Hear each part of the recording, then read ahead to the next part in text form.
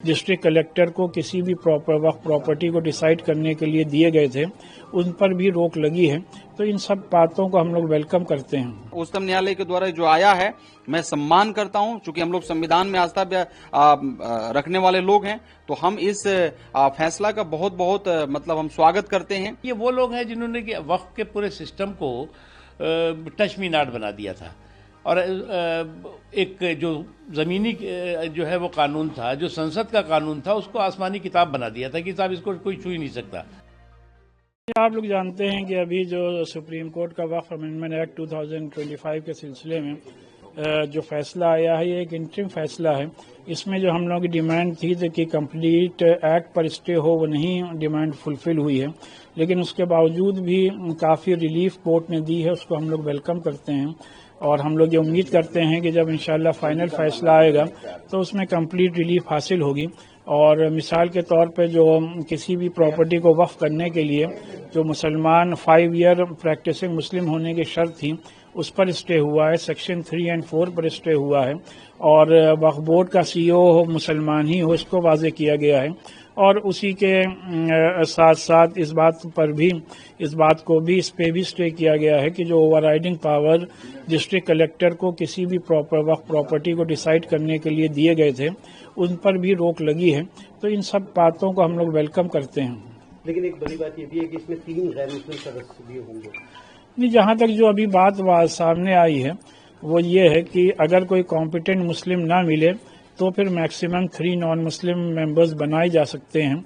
इसकी अभी वजाहत दरकार है। नहीं, मैं कोर्ट को बहुत बहुत धन्यवाद देना चाहता हूं, माननीय उच्चतम न्यायालय को बहुत बहुत धन्यवाद देना चाहता हूं। ये सवाल हम लोग का भी था सदन में कि आप जैसे डीएम को इन्वॉल्व उसमें करेंगे, खासतौर पर बिहार में। मैं बिहार से आता हूं, हालांकि पूरे देश में होगा, लेकिन बिहार में आप देखिएगा तो बिहार में डीएम का जो पद है बड़ा महत्वपूर्ण पद है, और ये लोग ऑटोमेटिकली बहुत सारा व्यस्तता इनके पास में होती है, टाइम नहीं होता है।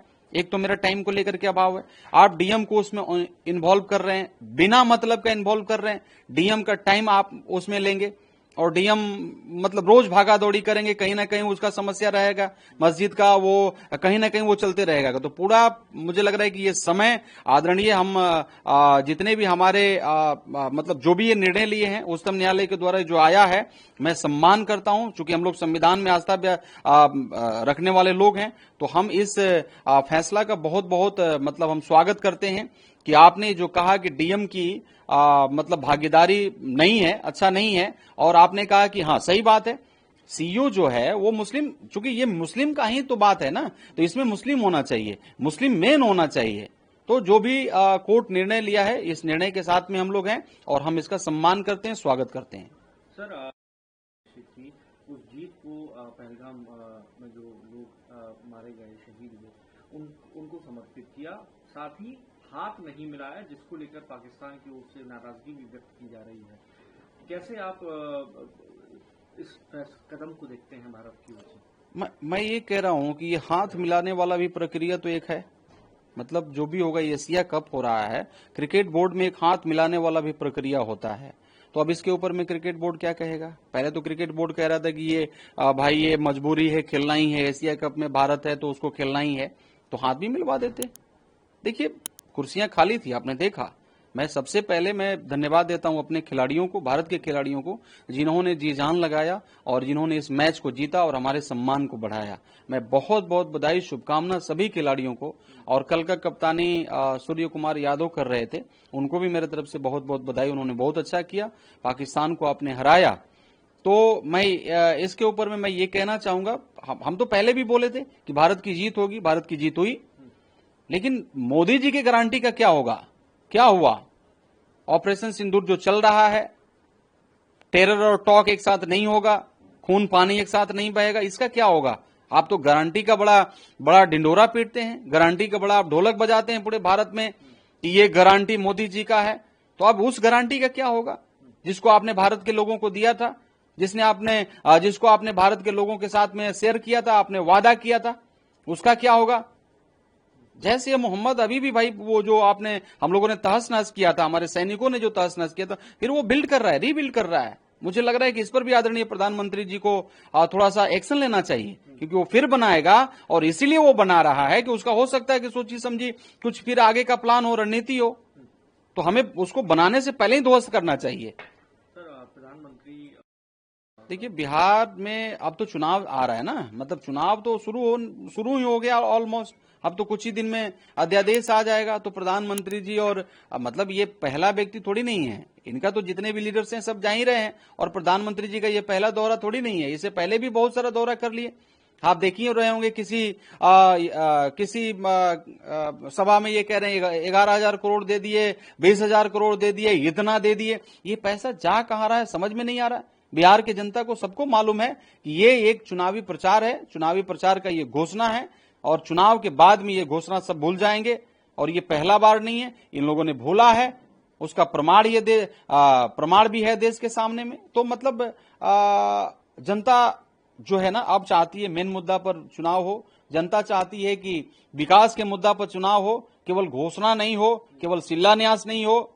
आपने देखिए आप किस प्रकार से 2023 में अमृत भारत रेलवे स्टेशन का आपने उद्घाटन किया था, आज तक वो इसी पड़ा हुआ है, टूटा फूटा रेलवे स्टेशन। आज भी चले जाइए, आप नमामि गंगा के लिए आपने घोषणा किया था, आप जाके देख लीजिए। हमको तो लग रहा है कि रिपोर्ट आया, आप देखे होंगे कि मतलब रिपोर्ट में ये कहा गया कि पानी छोड़ दीजिए, मतलब पीने का बात छोड़ दीजिए, नहाने लायक भी नहीं है गंगा जी का पानी। तो आपने क्या किया? जिस पवित्र नदी को भारत देश के 40-50% लोगों का जिसके ऊपर में आस्था है, आप समझ सकते हैं कि उसको आपने साफ नहीं किया। तो देखिए, देश के लोगों को भी तो आपका घोषणा के बारे में मालूम है। ये प्रचारी घोषणा है, ये चुनाव का चुनावी घोषणा है, कर लें ये लोग। चुनाव के बाद ये सब भूल जाते हैं, एक बार भी नहीं जाते हैं ये। तो जाएं, मतलब लोकतंत्र में सब स्वतंत्र है। 1,000 नहीं मतलब एक बार नहीं 1,000 बार जाएं, कोई फर्क नहीं पड़ने वाला। बिहार का जनता निर्णय ले चुका है और इंडिया गठबंधन का सरकार बनेगा। आदरणीय हमारे राहुल गांधी जी के नेतृत्व में, आदरणीय तेजस्वी यादव जी के नेतृत्व में, आदरणीय हमारे इंडिया गठबंधन के जितने भी लीडरान है सबके नेतृत्व में, उनके हम सिपाही होने के नाते हम लोग की सरकार बनेगी और पूरे गारंटी के साथ बनेगी। आप पूरे सभी जाति, सभी धर्म और सभी संप्रदाय का इस बार समर्थन मिलेगा और बहुमत से, पूर्ण बहुमत में हमारी सरकार बनेगी। देखिए, जो वक्फ के पूरे सिस्टम में सुधार का फैसला हुआ है, संसद ने पास किया है, वो शुद्ध रूप से आस्था के संरक्षण और व्यवस्था के सुधार का है। जो आस्था है उसका संरक्षण है और जो प्रशासनिक व्यवस्था है उसकी सुधार का है। लेकिन अफसोस की बात है कि जो लूट की लंपट लाबी है वो लूट के लाइसेंस की छूट चाहती है। अब लूट की लंपट लाबी अगर लूट के लाइसेंस की लीगल छूट चाहती हो तो वो इसी तरह का हाहाकार, हंगामा और एक काल्पनिक भ्रम पैदा करने की कोशिश करेंगे, क्योंकि ये वो लोग हैं जिन्होंने कि वक्फ के पूरे सिस्टम को टचमीनाट बना दिया था। और एक जो ज़मीनी जो है वो कानून था, जो संसद का कानून था, उसको आसमानी किताब बना दिया था कि साहब इसको कोई छू ही नहीं सकता। जहाँ तक सवाल है कि जो प्रशासनिक व्यवस्था है उसमें जो है वो समाज के सभी वर्गों की हिस्सेदारी, भागीदारी इस नए कानून में जो है। अब ये कहते हैं कि जी नहीं, इस सेकुलर कंट्री में कम्युनल एंट्री और नो एंट्री का फार्मूला रहेगा कि इसमें जो है वो कोई भी जो है वो दूसरे मज़हब का जो है वो इस प्रशासनिक व्यवस्था का हिस्सेदार, भागीदार नहीं बन सकता। तो सेकुलर कंट्री में कम्युनल नो एंट्री का जो है वो फार्मूला नहीं चल सकता।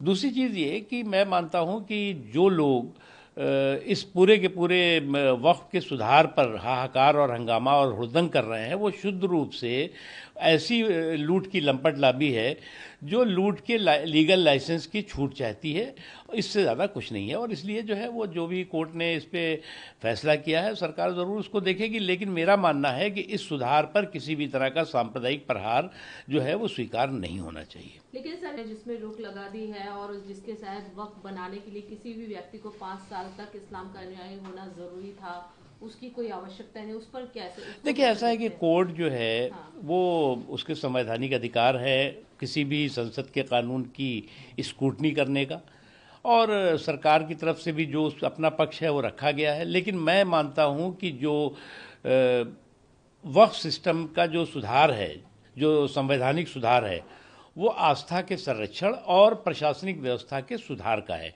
और इस पर किसी तरह का सांप्रदायिक प्रहार करना ठीक नहीं है।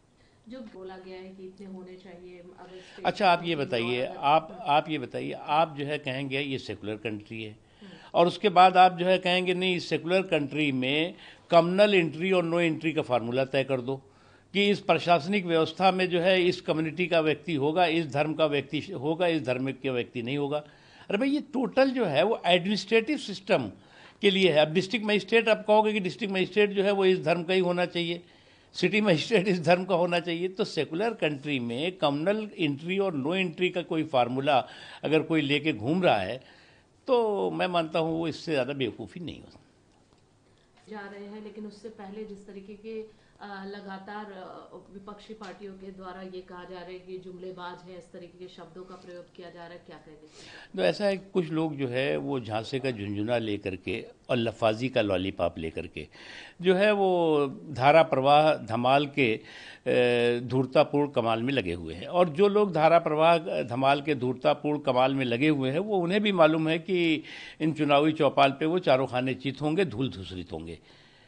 और इस तरह से जो है वो जो मुद्दों को लेकर के आप जो है वो कभी कहेंगे वोट चोरी होगा, कभी कहेंगे कि आप जो है वो हम तो वोट जनता हमें वोट देगी तब भी हम जो है वो हार जाएंगे। तो आप अपनी हार की हताशा का अभी से तमाशा अगर बना रहे हैं तो फिर आप को इस बात का लोगों को भी अच्छी तरह एहसास है कि बिना ज़मीन की ज़मींदारी की जंग चल रही है इनकी, और कुछ नहीं है। बिना ज़मीन की ज़मीन, अब दिक्कत यह है कि इनकी जो है वो जनाधार तो है जो है वो ज़ीरो होता जा रहा है, लेकिन अहंकार में हीरो बनने की कोशिश कर रहे हैं। तेजस्वी यादव के जीवेश मिश्रा जो है जिस तरीके का शब्दों का पत्रकार के साथ प्रयोग किया, जब सवाल पूछा गया क्योंकि गलत तरीके से उन्होंने ऑर्डर दिया और उसको जब उस पर सवाल उठा दिया गया तो बैकवर्ड पत्रकार हैं, उन पर इस तरीके का तंज, तो क्या सरकार इनको निकालेगी? इसको इनको देखिए, ऐसा है कि अगर आप देखें, ये तो लीपापोती करने के लिए एक एक्सक्यूज ढूंढ रहे हैं, एक बहानेबाजी देख रहे हैं। जहाँ तक सवाल है, नरेंद्र मोदी जी राजनीतिक असहिष्णुता और अराजकता के सबसे बड़े शिकार रहे हैं। और जिस तरह से उनके ऊपर जो है वो हाथ में तो ये संविधान का जो है वो कॉपी लेके घूमते हैं, लेकिन जेब में जो है वो गाली की डिक्शनरी लेके घूमने वाले लोग हैं। और उसके बाद कहेंगे साहब उसने भी कहा था इसलिए हम भी कहेंगे, हमें जो है वो छूट मिल गई है इसकी। तो ये सब करके जो है वो खुद अपना नुकसान कर रहे हैं, इससे ज़्यादा कुछ और है नहीं।